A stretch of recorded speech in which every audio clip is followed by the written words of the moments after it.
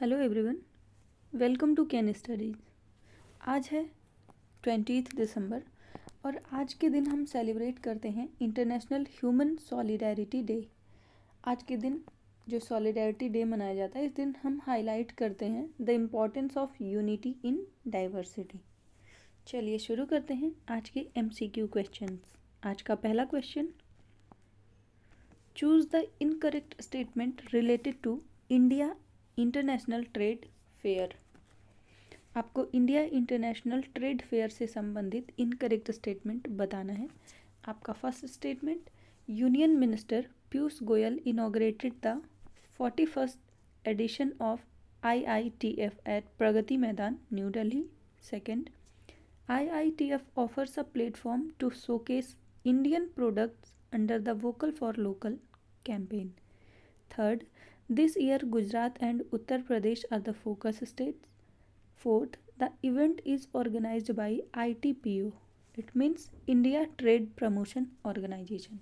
इन चारों ही स्टेटमेंट में से आपको इनकरेक्ट स्टेटमेंट बताना है।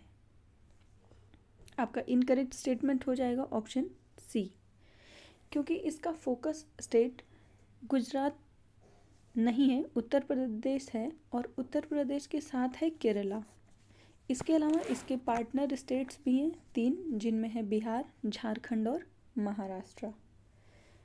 First India International Trade fair मनाया गया था 1980 में, और ये फर्स्ट टाइम है जब लेह, जो कि डिस्ट्रिक्ट है लद्दाख की, उसने पहली बार इसमें पार्टिसिपेट किया है। इसके साथ ही साथ अराउंड 12 कंट्रीज़ ने इसमें पार्टिसिपेट किया है, जैसे कि Afghanistan, Belarus, Bangladesh, Iran, Nepal, Thailand, UAE, Turkey आदि। इसके अलावा आपकी तीनों ही स्टेटमेंट सही हैं। चलिए बढ़ते हैं आज के अगले क्वेश्चन की ओर। Statue of prosperity is inaugurated in which among the following state और यूनियन टेरिटरी। आपको बताना है कि स्टैचू ऑफ प्रॉस्पेरिटी कहाँ पे इनॉग्रेट किया गया। आपके ऑप्शंस हैं कर्नाटका, तमिलनाडु, जम्मू एंड कश्मीर या फिर केरला। इसमें आपका करेक्ट ऑप्शन हो जाएगा ऑप्शन ए, ये कर्नाटका के बेंगलुरु में किया गया है। और स्टैचू ऑफ प्रॉस्पेरिटी जो है ये रिलेटेड है नाद प्रभु केम्पागोड़ा से। इनकी 108 फीट लॉन्ग ब्रॉन्ज स्टैचू बनाई जा रही है, और ये स्टैचू बनाई जा रही है to commemorate the contribution of Prabhu in the growth of Bengaluru. मतलब बेंगलुरु के विकास में इनका काफ़ी योगदान रहा है, इसीलिए इनको बेंगलुरु का फाउंडर भी कहा जाता है, फाउंडर ऑफ द सिटी। और ये जो स्टैचू है इसको डिज़ाइन किया है इंडियन स्कल्पचर RV सुतर ने, जिन्होंने स्टैचू ऑफ यूनिटी को भी डिज़ाइन किया है, और इस स्टैचू को अनवेल किया है प्राइम मिनिस्टर मोदी ने। अगर नाद प्रभु केम्पागोड़ा की बात करें तो इनको केम्पागोड़ा प्रथम भी कहा जाता है, और इनका जन्म हुआ 1513 में and then he died in 1569। इन्होंने बेंगलुरु में उस समय में अराउंड 1000 लेक्स बनवाए थे for drinking and agricultural needs, तो इसलिए ये काफ़ी महत्वपूर्ण है। चलिए बढ़ते हैं आज के अगले क्वेश्चन की तरफ। Which station has been awarded as Eat Right Station? आपके ऑप्शंस हैं new Delhi station, Bhopal station, Indore station या सूरत स्टेशन। और इसमें आपका करेक्ट आंसर हो जाएगा भोपाल स्टेशन। ये जो ईट राइट स्टेशन है ये पार्ट है ईट राइट मूवमेंट जो भारत में चलाया जा रहा है। और ये क्यों दिया जाता है ये अवार्ड? तो ये अवार्ड दिया जाता है for providing high quality nutritious food to passengers. ये अवार्ड देता कौन है? तो ये food safety and standard authority of India के द्वारा दिया जाता है। ये food safety and standard authority of India जो है इसको इस्टेब्लिश किया गया 2008 में।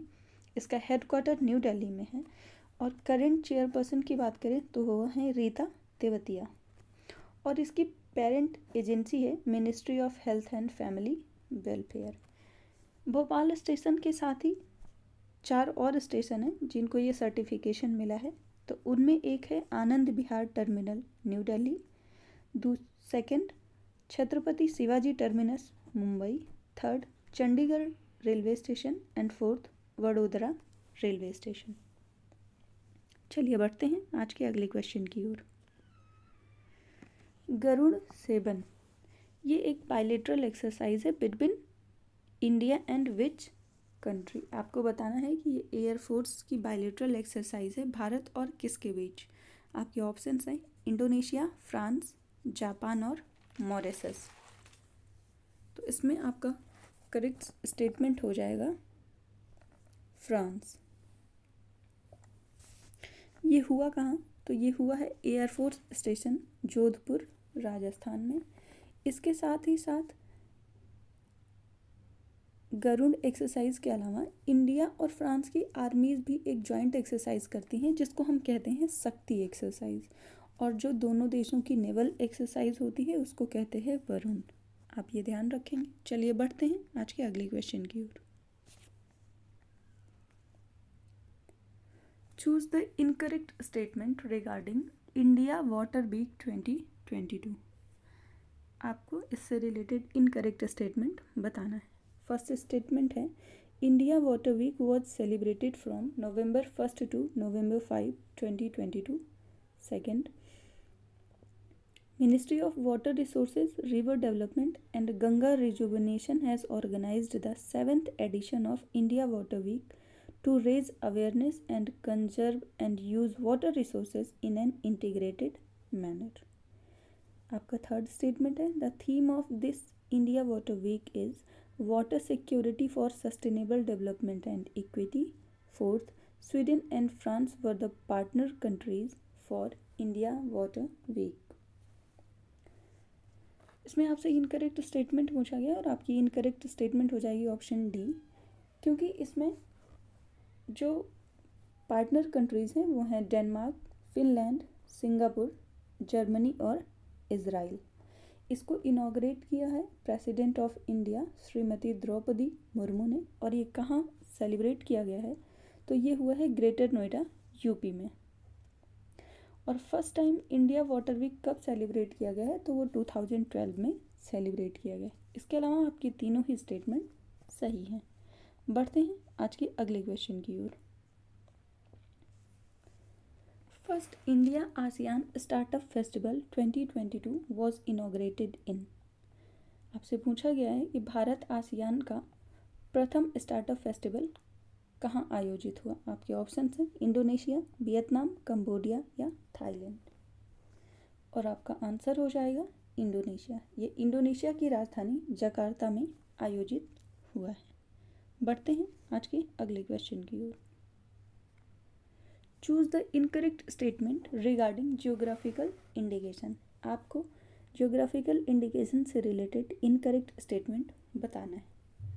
First statement GI tag in India is governed by Geographical Indication of Goods Act 1999. Second, it is issued by the Geographical Indications Registry, Mumbai. Third, this tag is valid for period of 10 years. Fourth, it is primarily for an agricultural, natural or a manufactured products like handicrafts and industrial goods. आपसे इसमें incorrect statement पूछी गई है और आपकी incorrect statement हो जाएगी option B, क्योंकि ये जो जियोग्राफिकल इंडिकेशन रजिस्ट्री है वो मुंबई में नहीं है बल्कि चेन्नई में है।